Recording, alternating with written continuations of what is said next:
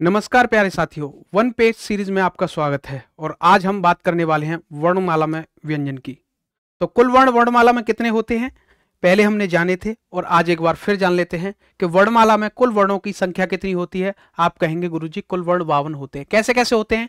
स्वर जिनकी संख्या 11, व्यंजन 33, अयोगवाह 2, संयुक्त व्यंजन जिनकी संख्या कितनी होती है 4। संयुक्त व्यंजन कौन से होते हैं? क्ष, त्र, ज्ञ और आपका स्र, ये कितने होते हैं? 4। उत्क्षिप्त इनकी संख्या कितनी होती है? 2, जिनको हम अड़ और अढ़ बोलते हैं। इन्हीं को हम ताड़नजात बोल देते हैं। क्या बोलते हैं? ताड़नजात व्यंजन भी बोल देते हैं। ठीक है जी। अच्छा, अब व्यंजनों का वर्गीकरण हम 4 तरीके से कर सकते हैं। 4 भेद होते हैं।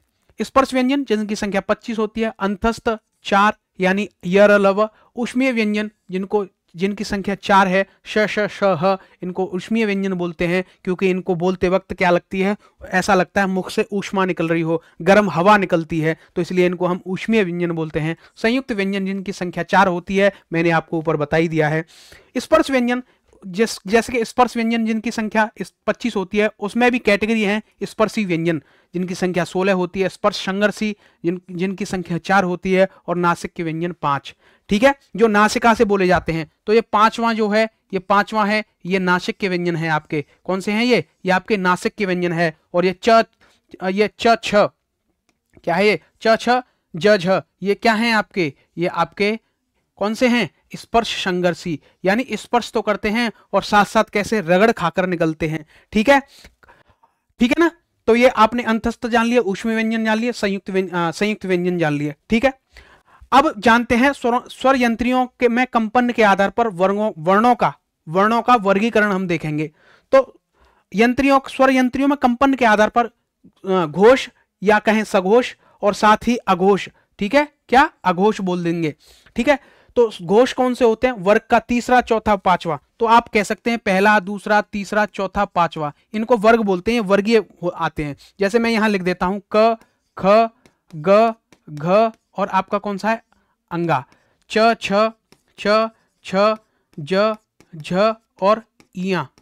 ट, ठ, ड, ढ, ण, त, थ, द, ध और आपका न, और आपका अंतिम प, फ, ब, भ और म।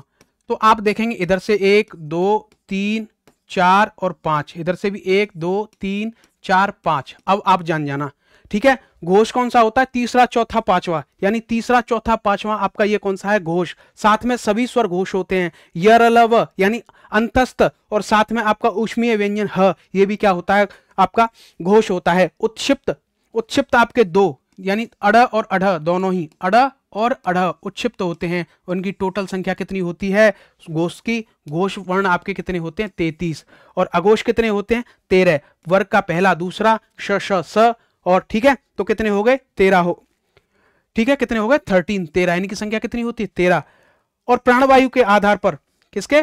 प्राण या प्राणवायु के आधार पर, ठीक है, मैं कहूं प्राण या ये कहूं प्राणवायु के आधार पर वर्णों का वर्गीकरण हम करते हैं। तो अल्प प्राण यानी और महाप्राण, दो में बांटते हैं, अल्प प्राण और महाप्राण। अल्प प्राण जिनमें प्राणवायु कम लगे, यानी बोलते वक्त ऐसा लगे कि हवा का प्रवाह कम हो रहा है, अल्प। तो वर्ग का पहला, तीसरा, पांचवा, पहला, तीसरा और पांचवा ये क्या हो जाएंगे? आपके अल्प प्राण।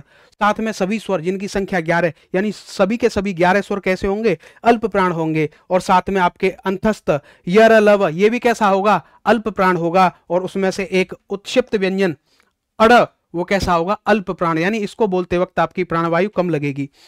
और प्राणवायु के आधार पर एक होता है महाप्राण।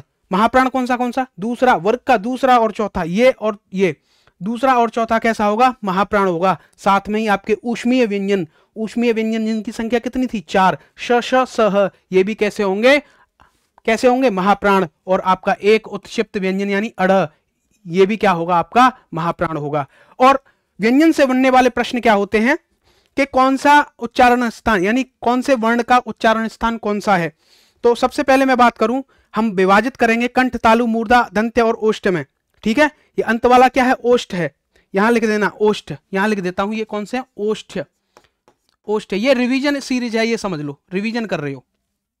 अकुह विसर्ग, यानी इसमें कंठ से बोले जाने वाले क ख ग घ अंगा, तालु से बोले जाने वाले च छ ज झ इया, साथ में आपका ए और ई भी हैं, ए और ई, ठीक है, क्या है आपकी ए और ई भी हैं, ठीक है। इचु यश, साथ में यब है और श है। मूर्धा से बोले जाने वाले ट ठ ड ढ ण है।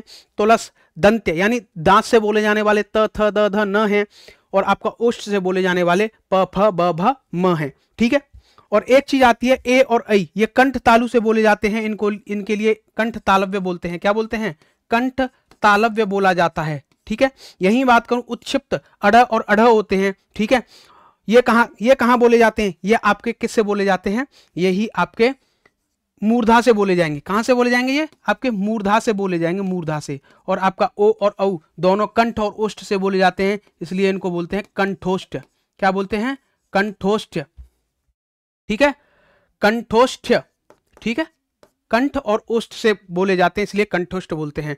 तो ये रहा आपका व्यंजन का पूरा कहते हैं ना भेद, जो हमने जाना कि व्यंजन के कितने सामान्यतः 4 भेद होते हैं, स्पर्श व्यंजन, अंतस्थ, ऊष्म और संयुक्त व्यंजन। उम्मीद है आपका जो रिवीजन है वो बहुत अच्छे तरीके से हुआ होगा। व्यंजन आपने जान लिए थे, स्वर मैंने पहले आपको बता ही दिया था, अब आपने ये जान लिया व्यंजन, ठीक है।